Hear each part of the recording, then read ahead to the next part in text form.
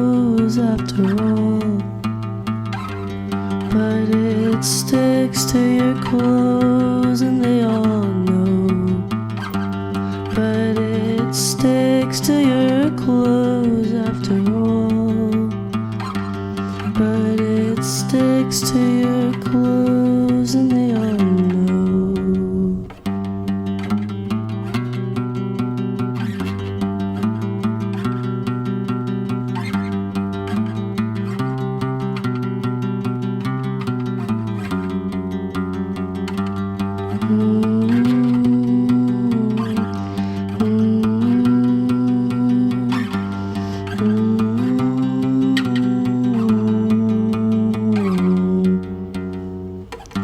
A relit cigarette is a comfort that kills. You get used to the burning down your lips. A brand new cigarette won't be much different. The pull is harsher, stronger than before. But it sticks to your clothes after all. But it sticks to your clothes and they all know. But it sticks to your clothes after all. But it sticks to your clothes and they all know.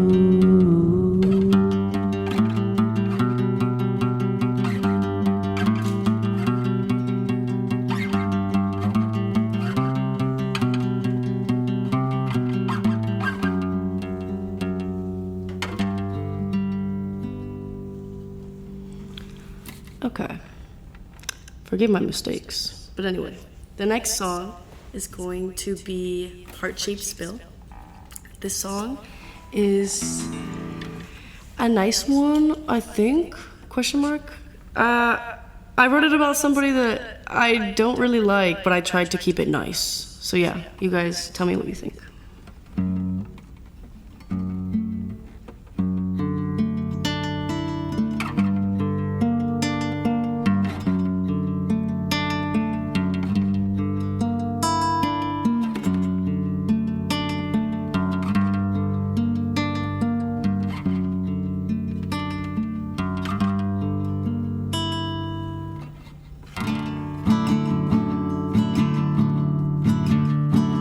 Come home, the bed's already made.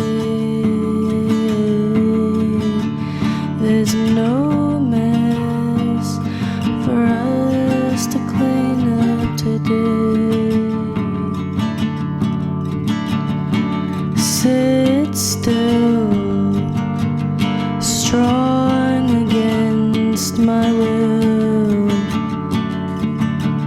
Always aching to find another spill.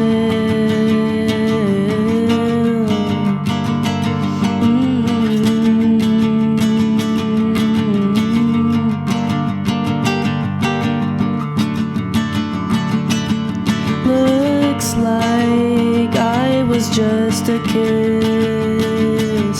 You moved on and I was never missed. Built a home, burnt it to the floor. In the walls, you were hiding more. So much more, always more.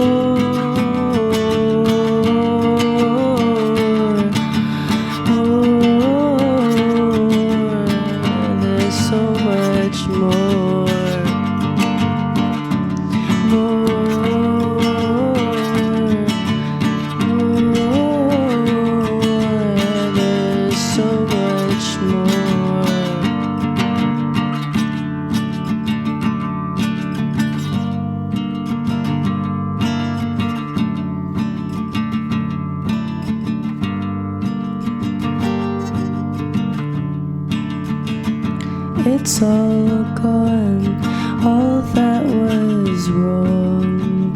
I still crave more, Silence is such a bore. Used to the spills, the screams of the masochists. Why do you love what brings you pain?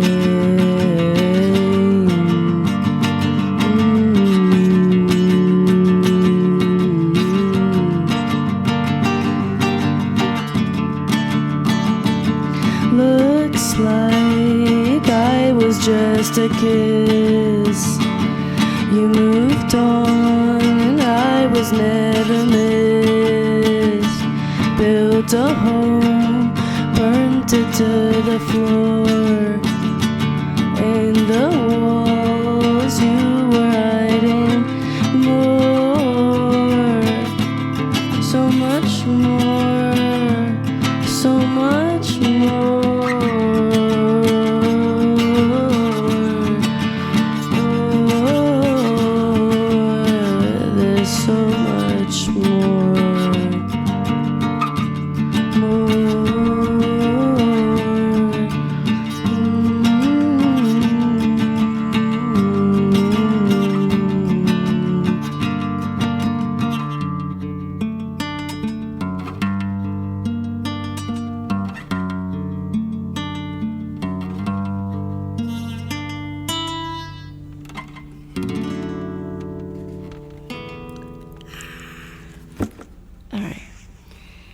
The last song we're going to be doing is, or the last song I'm going to be doing, because I'm alone,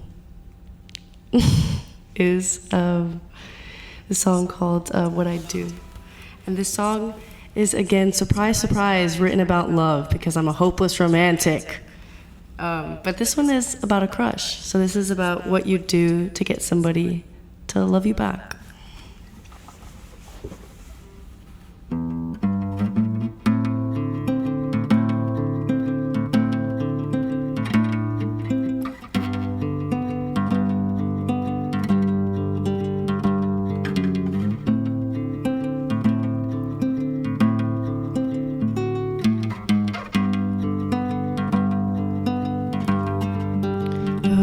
What I do to fall right into you,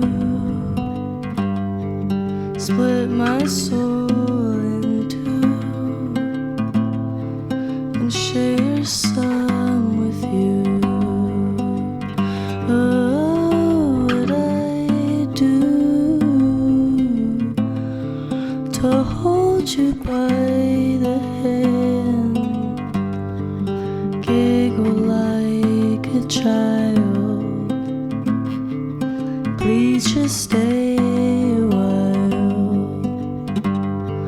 And on cold nights I'll pray you'll hear me when I cry. Through the busy lights and city cars, you know what's on my mind. Oh, I could be your man. Oh, I could be your lover. So tell me that I can, or find yourself another.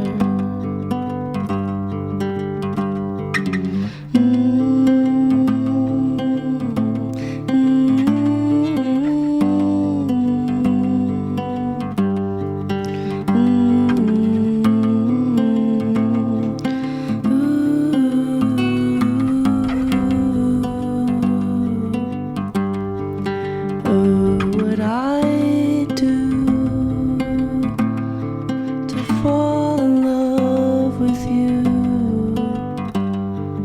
build ourselves a home unlike the ones we had before. Don't have a clue how we'd pay your bills. We'll save up in dollars and change, smile and do it over again. And on cold nights I'll pray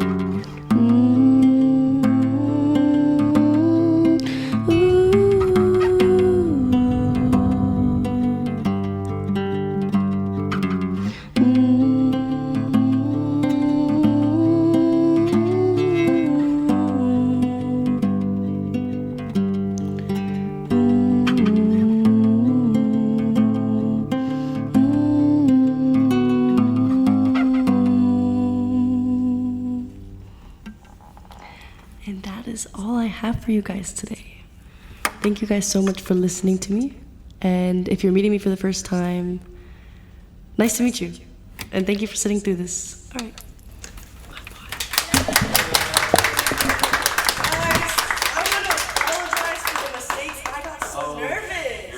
I got so nervous and my fingers started hurting so bad after the first song. I was like, como voy a...